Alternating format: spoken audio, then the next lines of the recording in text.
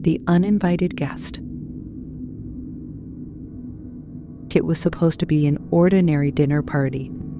Emma, the host, had spent the entire day preparing her home and cooking for her closest friends. By the time the sun set, her house was filled with laughter, clinking glasses, and the scent of delicious food. 6 guests had arrived, just as expected, each one a familiar face from her social circle. Everything was perfect. As the night went on, conversation flowed easily, wine poured generously, and the mood became jovial. The small talk slowly shifted to more intimate stories, memories of shared moments, and the occasional friendly teasing. But as the clock ticked past midnight, something shifted. One of the guests, a man named Daniel, began acting strange. At first, no one noticed. Daniel had always been quiet and reserved, but tonight he seemed distant, his eyes darting nervously around the room. He barely touched his food, and when someone made a joke, he didn't laugh. Instead, he sat there staring at the center of the table, as if seeing something no one else could. "You all right, Daniel?" Emma asked with a smile, trying to lighten the mood. He looked up, his face pale, eyes wide with fear. "I'm not supposed to be here."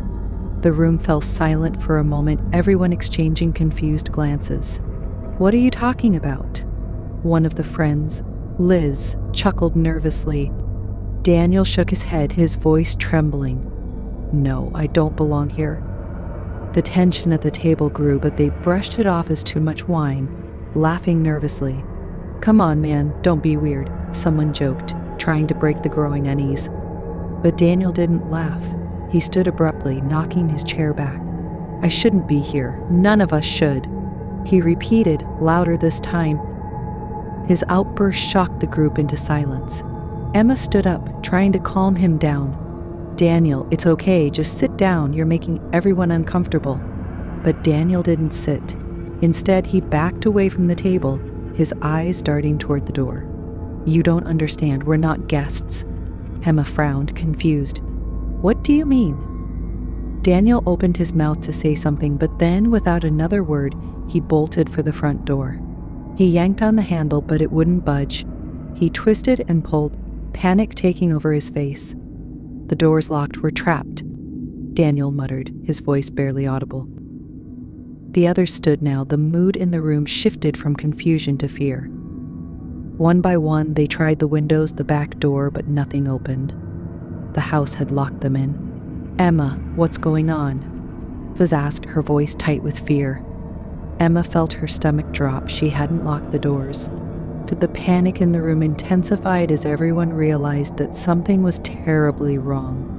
The room, once so warm and filled with laughter, now felt cold and claustrophobic. Suddenly, Daniel's voice cut through the chaos. "There's someone here who wasn't invited." The group turned to look at him, confused and frightened. "What are you talking about?" said another guest, trying to keep his voice steady. "One of us doesn't belong," Daniel whispered, backing away from the group, his face pale. Emma's heart pounded in her chest as she glanced around the room.